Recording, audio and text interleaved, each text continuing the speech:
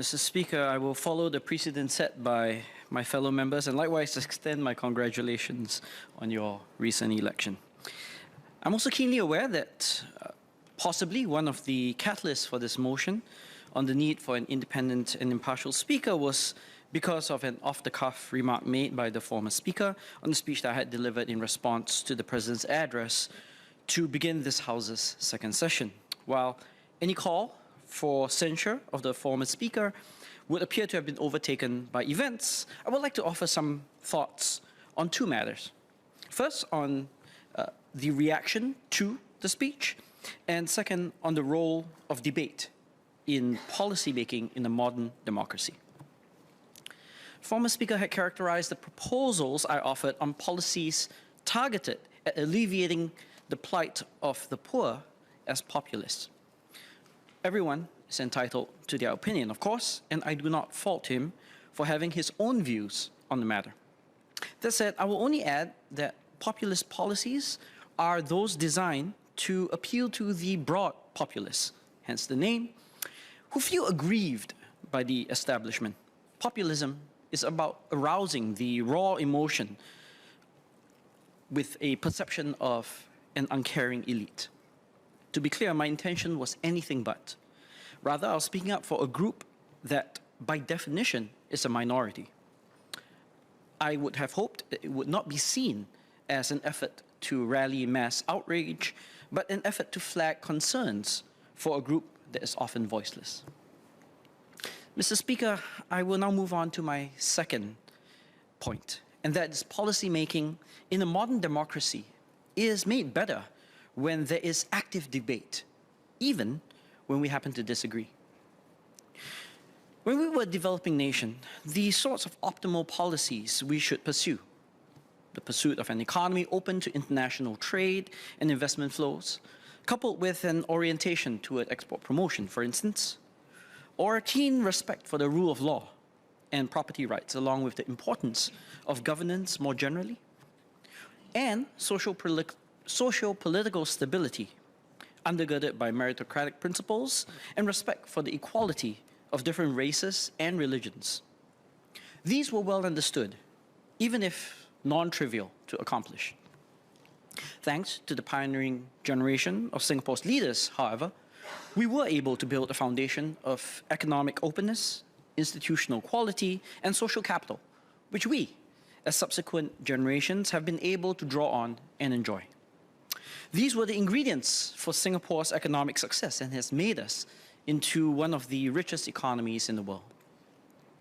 While we should never allow the legacy of these hard-won policies and institutions to erode, the reality of a modern economy and society is that the way forward is no longer as certain. While many of the challenges of development were about getting these fundamentals right, the issues faced by a developed nation do not present as clear-cut a solution. Think about the matters that now occupy much of our political and parliamentary time. Issues like the need for greater social protection through the institution of a minimum wage, official poverty line, or unemployment insurance.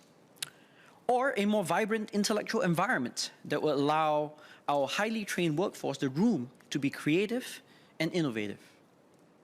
Or greater equality in sharing the fruits of our economic success via more progressive income or wealth taxation. Or tricky matters of individual liberty and social-cultural norms, such as the debate over the repeal of 377A and the relative freedom of the media to publish their opinions. These examples are all fundamentally ones that involve trade-offs and redistribution, rather than efficiency and optimization. When that's the case, I believe it's impossible for us to successfully identify the right way forward for society unless there is genuine, passionate, and, dare I say, animated debate with proper respect for parliamentary decorum, of course.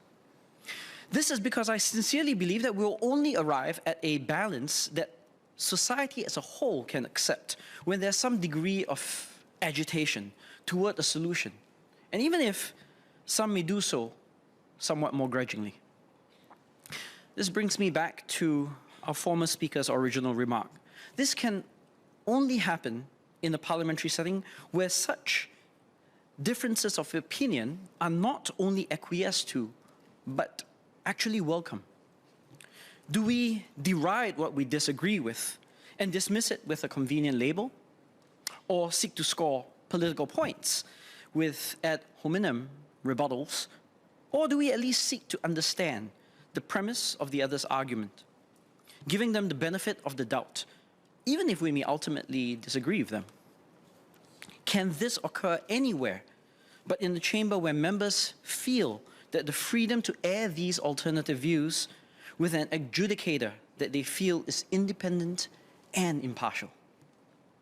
More generally, I'm hopeful that this government will not casually dismiss alternative, evidence-based policy proposals put up in good faith, but offer equally evidence-based counter-arguments when rejecting any given policy proposal. This comes down to a competition in ideas, and I do not believe any single person in this House will always carry the best ones. Academics, of which I am, are taught early on in their training to respect ideas, regardless of their origin. That's why we subject our work to seminars and conferences, to peer-reviewed journals, and to public scrutiny, where they are challenged and, more frequently than we would like, rejected. As much as nobody enjoys having their ideas shot down, the process of defending, refining, and revising our ideas is what makes them more robust and ultimately far more valuable. In the end, only the best ideas survive, and these are the ones that have the potential to go on and make a difference for both society and for the world at large. For the same reason, I believe we need greater competition in the politics, policies, and ideas that will bring Singapore forward into the next century. Mr. Speaker, I support the motion.